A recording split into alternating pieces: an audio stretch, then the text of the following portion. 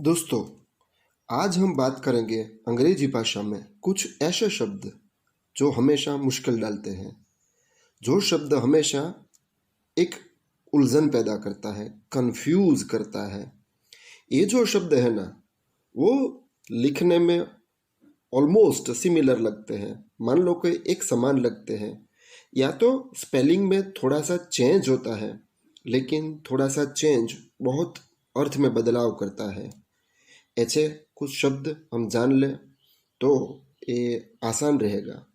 बहुत सारी competitive exams के लिए ये शब्द परीक्षा में पूछे जाते हैं। तो चलो बात करते हैं ऐसे कुछ शब्दों की। तो यहाँ पे एक पेयर है, एक्सेप्ट और एक्सेप्ट। ये दोनों शब्दों में क्या अंतर है, क्या फ़र्क है, देखते हैं। तो पहला शब्द है एक्सेप्ट। तो उसका मतलब है टू गेट और टू रिसीव, यानी कि कुछ चीज़ें स्वीकार करना, ऐसा उसका मतलब होता है। तो उसका कोई वाक्य में प्रयोग करें, जैसे कि हम बोलते हैं please accept this small gift. तो ये हुआ एक्सेप्ट का अर्थ। दूसरा शब्द है, उसका बोलना थोड़ा सा चेंज है, उसको एक्सेप्ट बोलते हैं। उसका मतलब होता है टू लीव आउट, यानी को किसी चीज़ से बाहर होना है, शामिल नहीं करना है, उसको एक्सेप्ट बोलते हैं। जैसे कि select any item except this, मतलब कि यहाँ पे बहुत सारी चीज़ है, किसी को बाद करके अन्य चीज़ें आप पसंद कर सकते हैं। तो किसी को छोड़ना, बाद करना, उसको एक्सेप्ट इंग्लिश में बोलते हैं। तो ये एक पहली पैर है जिसका आपको ये मीनिंग बताया गया है, एक्सेप्ट और एक्सेप्ट। ऐसे ही दूसरी एक पैर हम लेते हैं, वो है एडवर्स एंड एवर्स। आप ज़रा ध्यान से स्पेलिंग देखेंगे तो पहले स्पेलिंग में डी है, तो दूसरे स्पेलिंग में से डी निकाल गया है। तो एडवर्स और एवर्स दोनों को क्या अर्थ है, क्या फ़र्क है, वो देख लें। तो एडवर्स का मतलब है अनफेवरेबल सिचुएशन, यानी कि कोई ऐसी बात जो हमारे लिए अच्छी नहीं है, हमारे सामने मुश्किल ही खड़ी करने वाली चीज़ है, उसको हम अनफेवरेबल कहते हैं। यानी कि हमारे फेवर में कोई चीज़ नहीं है, तो उसको एडवर्स बोलते हैं। जैसे कि the weather is adverse to tour, आप कहीं बाहर जाना है तो ये वेदर तो अच्छा नहीं है, तो एडवर्स है, तो उसके लिए the weather is adverse to tour, ऐसे हम बोल सकते हैं। तो ये है एडवर्स का अर्थ। दूसरा शब्द ले हम एवर्स, यानी कि हार्मफुल, कोई ऐसी चीज़ जो हमारे लिए अच्छी नहीं है, हमारे सामने कोई उलझन पैदा करती है, मुश्किल लाती है, तो उसको हम एवर्स बोलते हैं। जैसे कि I am averse to that cheap project, मैं ऐसे प्रोजेक्ट के सामने एवर्स हूँ, हार्मफुल है, इसलिए पसंद नहीं करता हूँ, ऐसे हम बोल सकते हैं। चलो और एक पेयर देख ले, वो है आर्टिस्ट एंड आर्टिस्ट। तो पहला शब्द है artist.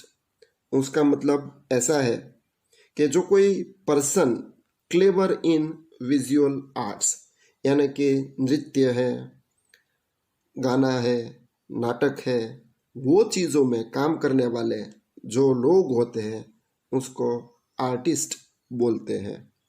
For example his father is an artist, ऐसे हम बोल सकते हैं। दूसरा शब्द है आर्टिस्ट। तो वो भी नाटक, संगीत उसमें काम करते हैं, गायक हैं, तो वो भी कलाकार हैं। लेकिन फ़र्क इतना है कि जो ये दूसरा शब्द है वो सिर्फ प्रोफेशनल एंटरटेनर के लिए यूज़ किया जाता है, मतलब कि जिसका काम है वो करना, जिससे वो पैसे कमाते हैं, उसको दूसरे आर्टिस्ट, प्रोफेशनल एंटरटेनर कहा जाता है। Arijit is an artist, well known singer है, तो उसके बारे हम ये कह सकते हैं। अब हम फर्क देख लें एक्सीडेंट एंड इंसिडेंट। तो एक्सीडेंट का मतलब है एन अनएक्सपेक्टेड इवेंट और यू कैन मिसहैप, यानी कि अकस्मात होना, कोई घटना घटती है उसके लिए एक्सीडेंट बोलते हैं। हर रोज़ हम न्यूज़पेपर में पढ़ते हैं कि एक्सीडेंट हुआ है, तो इसके लिए ये शब्द है। बहुत सिंपल सेंटेंस हम लिख सकते हैं, देयर वॉज अ बस एक्सीडेंट। तो ये बात हुई एक्सीडेंट की। अब हम बात करते हैं इंसिडेंट की, यानी कि स्मॉल हैपनिंग, कुछ छोटी बात होती है, कोई घटना घटती है, तो वो इंसिडेंट, हम उसे प्रसंग कहते हैं, कोई बिना कहते हैं, तो उसके लिए इंसिडेंट शब्द यूज करते हैं। I will remember that incident for ever, मैं वो चीज़ हमेशा के लिए याद रखूँगा। तो वो कुछ बात बनी है, कुछ घटना घटी है, उसके लिए इंसिडेंट शब्द यूज होता है इंग्लिश में। आगे बढ़े, यहाँ पे भी एक पेयर लिखी गई हुई है, वो है ऑल्टरनेट एंड ऑल्टरनेटिव। दोनों में क्या फ़र्क है देख लेते हैं। तो पहला शब्द है ऑल्टरनेट, वो वर्ब भी है और एडजेक्टिव भी है। उसका मतलब है बाई टर्न्स, एक के बाद दूसरी कोई चीज़ क्रमशः बनती है, तो उसे ऑल्टरनेट कहते हैं। जैसे कि नाइट एंड डे ऑल्टरनेट, यानी कि नाइट के बाद डे आता है, डे के बाद नाइट आती है, वो एक चक्कर शुरू रहता है, turns one after the another, जो कुछ चीज़ें बनती है उसे हम ऑल्टरनेट कहते हैं। तो नाइट एंड डे ऑल्टरनेट, ऐसे हम बात कर सकते हैं। दूसरा शब्द है ऑल्टरनेटिव, यानी कि ऑप्शन, आपके पास कुछ विकल्प है, कुछ ऑप्शंस है, उसके लिए शब्द है ऑल्टरनेटिव। हम हमेशा बोलते हैं कुछ ऑप्शन है कि नहीं, कुछ ऑल्टरनेट है कि नहीं, व्हाट इज़ द ऑल्टरनेटिव, ऐसे भी हम बोलते हैं। There is an alternative left for us, हमारे लिए एक कोई ऑप्शन बचा हुआ है, ऐसी बात करते हैं तो हम ये बात कह सकते हैं। अब देखते हैं ब्रेक एंड ब्रेक, ये दोनों शब्दों में क्या फ़र्क है, क्या अंतर है। तो दोनों शब्द बहुत ही जाने माने हैं, हम उसको रोजिंदा जीवन में भी उपयोग में लेते हैं। तो पहला शब्द के बारे में जान ले। ब्रेक का मतलब है स्टॉप फॉर ए वाइल, और यू कैन से सेपरेट और डिसजॉइंटेड थिंग, उसके लिए ब्रेक शब्द हम यूज़ करते हैं। आप टीवी कार्यक्रम देखते हैं तो उसमें ब्रेक आता है, तो वो कुछ चीज़ जो शुरू रहती है उसमें थोड़े समय के लिए अंतराल होता है, उसको हम ब्रेक कहते हैं। तो the doctor asked me to take a break, doctor ने मुझे ब्रेक लेने के लिए बताया। You can not break this item, वो डिसजॉइंट के लिए, सेपरेट के लिए यूज़ किया गया हुआ शब्द है कि आप ये चीज़ को तोड़ नहीं सकते, तो उसके लिए ब्रेक शब्द है। और ब्रेक स्टॉप समथिंग मूविंग, जैसे कि कोई साइकिल है, बाइक है, कार है, उसमें ये ब्रेक होती है, तो उसके लिए ये स्पेलिंग है, ये शब्द का इस्तेमाल किया जाता है। तो हम देखते हैं this vehicle has a hand brake, ऐसे हम बोल सकते हैं। और भी आगे बढ़े हम, अब देखते हैं ये दो शब्द बेर, बेर, तो उसमें क्या फर्क है देख लेते हैं। तो पहला शब्द है बेर, BARE, उसका मतलब है ओपन, यानी कि खुला, अनकवर्ड, ऐसा अर्थ होता है। जैसे कि हिज लेग्स वेर बेर, उसके पैर खुले थे, शूज नहीं पहने थे, चप्पल नहीं थे, तो उसके लिए हम बोल सकते हैं बेर। दूसरा शब्द है बेर। तो मतलब है to carry, name of animal, suffer, ऐसे बहुत सारे अर्थ होते हैं उसके। तो देख लेते हैं। The children saw a bear in the zoo. Zoo में बच्चों ने एक बेयर, जो रीछ बोलते हैं हम उसको, एनिमल है, उसको देखा। तो ये भी अर्थ है। दूसरा भी अर्थ हम कह सकते हैं, in an accident a person bears very much pain. मान लो कोई अकस्मात हुआ है, किसी को बहुत लगा है, तो जो वो सहन करता है उसको हम इंग्लिश में बेयर ऐसे शब्द बोलते हैं। अब दूसरी पेयर देखते हैं, वो स्पेलिंग भी आप ठीक से देखना। बर्थ, दोनों का स्पेलिंग डिफरेंस है। तो RTH एंड दूसरा स्पेलिंग है BERTH, दोनों को हम बर्थ बोलते हैं। तो पहला शब्द है बर्थ, मतलब टू बी बॉर्न, जन्म लेना, तो उसके लिए हम बर्थ कहते हैं। हीज बर्थ इज ऑन 14 फरवरी। तो ये तो बहुत ही जाना माना शब्द है, हम बहुत यूज़ करते हैं। किसी की बर्थडे पूछते हैं, बर्थडे सेलिब्रेट करता है, तो वो पता है। लेकिन जो दूसरा शब्द है वो बहुत पॉपुलर नहीं है, लेकिन अपने आप आसपास में देखेंगे तो ये शब्द मिल जाएंगे। उसका मतलब है a place, specially in journey. मान लो कि आप ट्रेन में जाते हैं, बस में जाते हैं, और किसी चीज़ में आप जर्नी करते हैं, तो वहाँ पे ये शब्द हम इस्तेमाल करते हैं berth. We selected an upper berth. मान लो कि आप ट्रेन में जा रहे हैं, तो ट्रेन में 2 टायर 3 टायर्स का स्लीपिंग अरेंजमेंट होता है, तो आपको जगह मान लो कि सबसे ऊपर मिली है, तो वो जगह को आप बर्थ बोलते हैं। तो अपर बर्थ ऐसे हम कह सकते हैं। अब हम जानते हैं बीच एंड बीच, ये शब्दों के बारे में।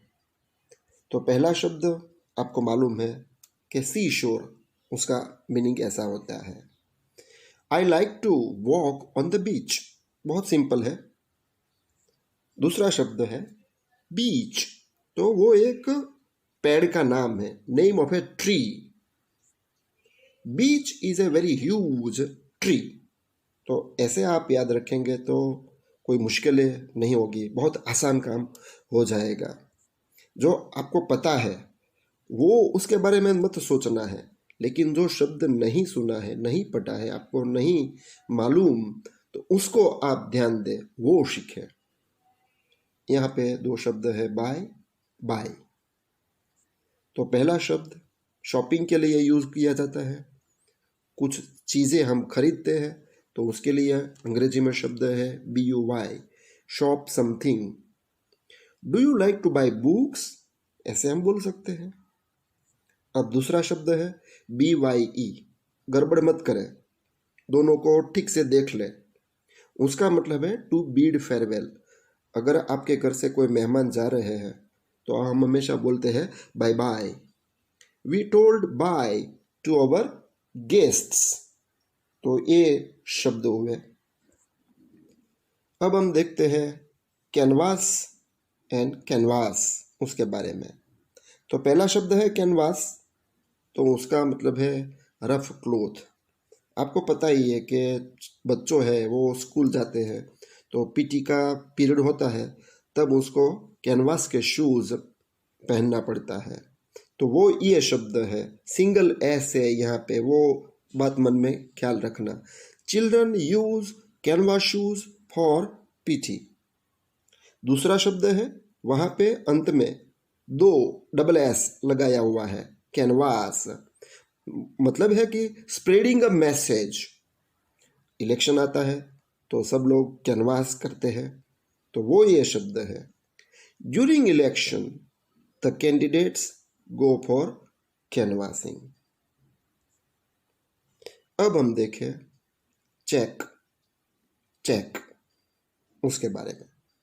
तो पहला शब्द है चेक, आपको मालूम ही है कि उसका मतलब है टू स्टॉप और मेक अ करेक्शन, और यू कैन से प्रिवेंट, मतलब किसी को स्टॉप करना है।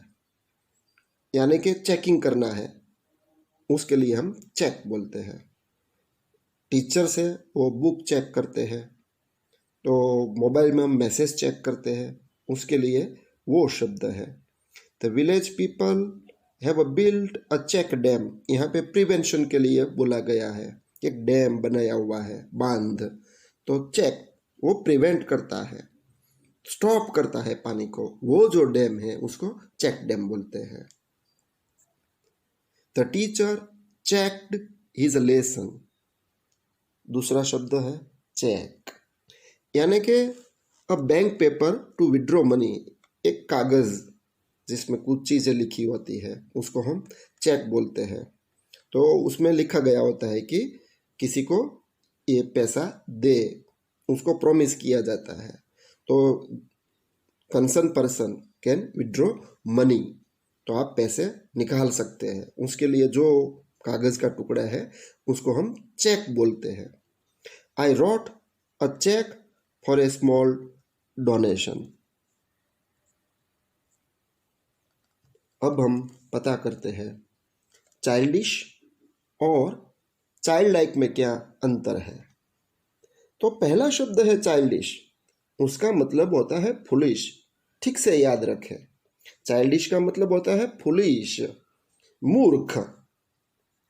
ही is 30 years of age but foolish one, ये तो 30 का है लेकिन बच्चों जैसी हरकतें करता है, तो उसे हम मूर्ख ही बोलते हैं। इसीलिए ऐसी व्यक्ति को हम चाइल्डिश बोलते हैं, फुलिश बोलते हैं। चाइल्ड लाइक, इनोसेंट बिहेवियर, मान लो कि आप ऐसे बोलना चाहते हैं कि कोई व्यक्ति है वो बच्चों जैसी है, निर्दोष है, इनोसेंट है, तो उसके लिए चाइल्ड लाइक यूज करना है, नहीं कि चाइल्डिश। अगर आप चाइल्डिश बोलेंगे तो गड़बड़ी हो जाएंगी, कुछ दूसरा अर्थ निकलेगा। तो बच्चों जैसा बोलना है तो चाइल्ड लाइक। आप याद रखें, बच्चों जैसा, लाइक, चाइल्ड, चाइल्ड लाइक, ऐसे आसानी से याद रह जाएगा आपको। The soldiers child like behaviour touched us, ये सोल्जर होते हैं वो तो बहुत हार्ड होते हैं, दिखते हैं, हम ऐसे सोचते हैं कि वो उसको बहुत कठोर हृदय वाले होते हैं, लेकिन ऐसा नहीं है, वो भी सॉफ्ट होते हैं। तो यहाँ पे ऐसी बात कि बच्चों जैसे उसने बर्तन किया, तो चाइल्ड लाइक है। अब हम बात करेंगे कोर्स। कोर्स दोनों का स्पेलिंग ध्यान से देखें। तो पहला शब्द है COARSE, उसका मतलब होता है rough. His behaviour was course, मतलब उसका बिहेवियर ठीक नहीं था, कोर्स था, रफ था। तो बिहेवियर के लिए हमने ये शब्द इस्तेमाल किया है, कोर्स। दूसरा शब्द हम देखते हैं, तो वो है कोर्स, COURSE। कोर्स का मतलब है ड्यूरेशन, मतलब कि किसी समय का अंतराल क्या है वो जानने के लिए हम कोर्स शब्द इस्तेमाल करते हैं। जैसे कि BSc is a 3 year course, यहाँ पे BSc का जो भी डिग्री का अभ्यासक्रम है वो कितने साल का है, तो हम बोल सकते हैं कोर्स 3 year कोर्स है। कोई कोर्स है 2 years होता है, तो वो समय दिखाने के लिए जो शब्द इस्तेमाल किया है वो है कोर्स। अब हम बात करेंगे डेस्टिनी एंड डेस्टिनेशन। तो डेस्टिनी का मतलब क्या है, हम ऐसे बातों में बहुत ही बार यूज करते हैं शब्द के उसकी डेस्टिनी ठीक नहीं है, अच्छी है। तो डेस्टिनी का मतलब है फेट, यानी कि आपके नसीब में क्या है, जो हम ऐसे बात करना चाहते हैं तो डेस्टिनी शब्द का यूज करते हैं। For the failure he blamed his destiny, उसको निराशा मिली तो उसके लिए वो अपने नसीब को कोसता है, तो उसके लिए हम डेस्टिनी शब्द, फेट शब्द इस्तेमाल कर सकते हैं। लेकिन डेस्टिनेशन शब्द का मतलब होता है goal, final position to reach somewhere, आपका लक्ष्यांक क्या है, वो बताने के लिए हम डेस्टिनेशन कहते हैं। आप कौन सी चीज़ को हासिल करना चाहते हैं, उसके लिए हम बोलते हैं destination. Our destination is to get a degree, ऐसे हम कहते हैं। अब बात करेंगे ये शब्द डेयरी एंड डायरी।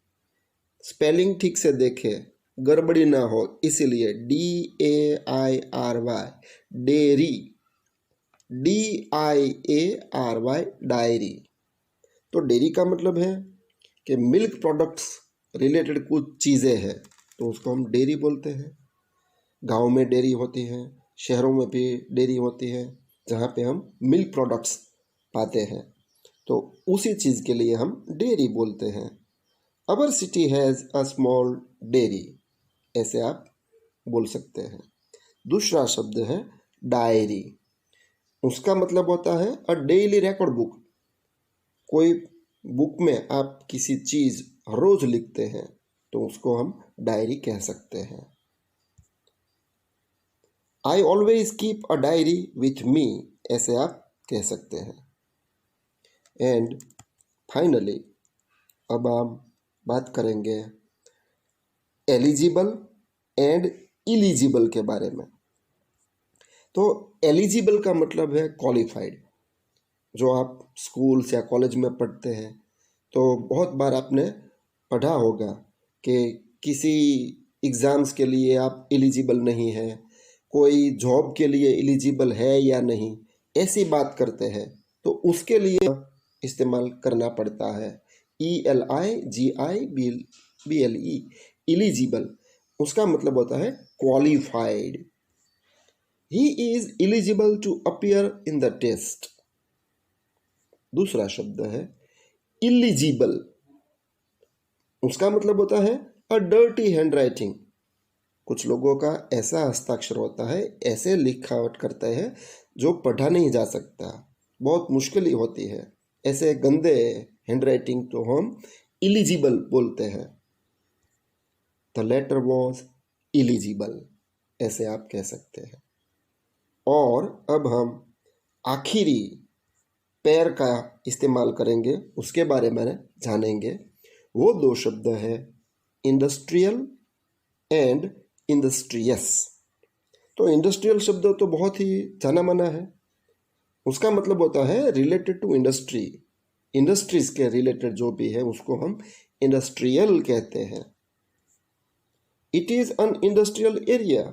आप जहाँ पे भी रहते हैं, गांव में, सिटी में, मेट्रोज में, तो हमेशा हम पाते हैं कि इंडस्ट्रियल एरिया होता है, तो वहाँ पे इंडस्ट्री होती है, इसीलिए उसको इंडस्ट्रियल कहते हैं।